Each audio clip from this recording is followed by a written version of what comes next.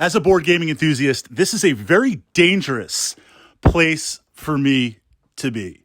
Not only do I have poor impulse control, but I think that comes with also being a miniature wargamer in that you can never have enough miniatures, but also being a completionist. So I love board games that are not only expansive and massive, but chasing after expansions, wanting more content, right? Assembling and putting all of that together and truly having an epic experience, which absolutely makes sense. There's going to be these titles in your collection that you can enjoy, like Hero Quest. Can't get enough Hero Quest. Can't get enough Dark Souls. So in playing and exploring that, titles that offer multiple expansions, a lot of fun. But on the opposite side, there's some bloat. There's some commitment. Playing Dark Souls, as an example of a title in my collection, through the entire game, where you fight a mini boss, a main boss, and then an epic boss with the expansions, with the characters, playing the different zones that you can explore. That's like a 30 to 35 minute setup and takedown, and it takes up a lot of space. So within that framework, there are also titles that I enjoy which are a lot more self-contained, that have expansions, but they bolt kind of into the main game. A perfect example would be Runebound 3rd edition. And side note, I hope we get a 4th edition. I really enjoy Runebound, but Runebound 3rd edition, you have the core game, meaning the physical footprint of the game, and you've got the tokens and the encounters. The expansions add on, no spoilers, different boss monsters to fight, different scenarios, and add more characters that you can play. So essentially, it's the same game footprint, but different experiences and different characters. Now, what about somewhere in the middle? There are titles that I enjoy, games that I enjoy, where the core experience is more than enough. And I fight against this so much, right? I fight against this so much being a completionist, where do I really need all the expansions? Now, put aside for a moment, there are some games that I enjoy. Titles in my collection that I enjoy that at some point I say to myself, hey, I might want to invest more. I might want to play more. But as these expansions are getting released, you need to sometimes pick them up, if possible, right away, because they're not going to be in play forever. Then the secondary market is absolutely crazy. A perfect example was Blackstone Fortress, Warhammer 40,000, Warhammer Quest, Blackstone Fortress. Played the core game, a lot of replayability. Games Workshop had released expansions. I'm making my way through those expansions, no spoilers, but there's some decent bite. There's some decent content to be found in there. I'm not ready for the next expansion. I'm on like expansion 3, and maybe there's like 6 or 7. But as they're releasing them, I know Games Workshop, something's out there.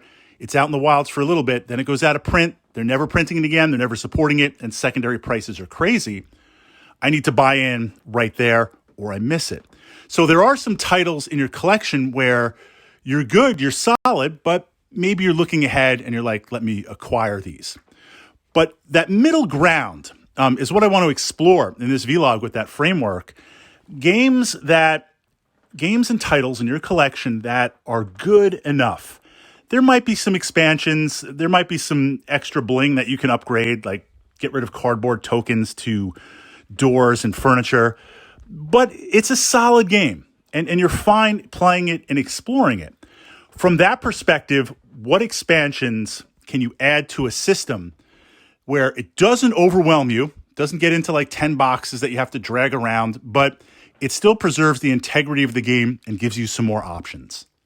The number one expansion that I consider to be almost mandatory, even if I'm not going in expansion-wise, extra characters. Extra characters. It seems like expansions want to break off into 3 things. I'm kind of generalizing here naturally. Extra monsters to face, extra scenarios or campaign or extended play, and extra characters that you can play. Monsters are always nice, right? You're going to kind of go through the same monsters, encounter them at different points. So if I can add a few more monsters, that's interesting. We saw this in Descent, second edition, where you had the Wandering Monster packs and Lieutenant packs where they'd occasionally appear. That's interesting. It's fun, gives you some addition to the game without bloating it out. But characters are the number one thing for me, because characters mean all of the regular monsters that I face in the game, I can face with different characters, either playing as part of a group or solo. Likewise, all of the scenarios that I would play, even when I know the scenario and I know what's going to happen, playing it with different characters allows you to explore that. And then, of course, if I have enough characters, just for the sake of it, for the fun of it, I can scale those characters up, right? If the game comes with 4 characters, but I buy the X pack and I've got 8, I could play 6, or I can go down to 1, or I can go down to 2, exploring different combinations. So in terms of actually exercising impulse control and not being a completionist, titles that are really solid as they are, and if I'm not going to invest in expansions, I do invest. I always invest. Likewise, the first expansion I get would be character packs, because they're really going to help you take that game to the next level, give you that replayability, give you those options. So turning it over to my fellow board gaming enthusiasts, I want you to exercise that impulse control. What would that list be? You've got the core game. You're going to branch out to various expansions. Where do you go first? Do you focus on the characters? Do you focus on the monsters? Do you focus on the scenarios?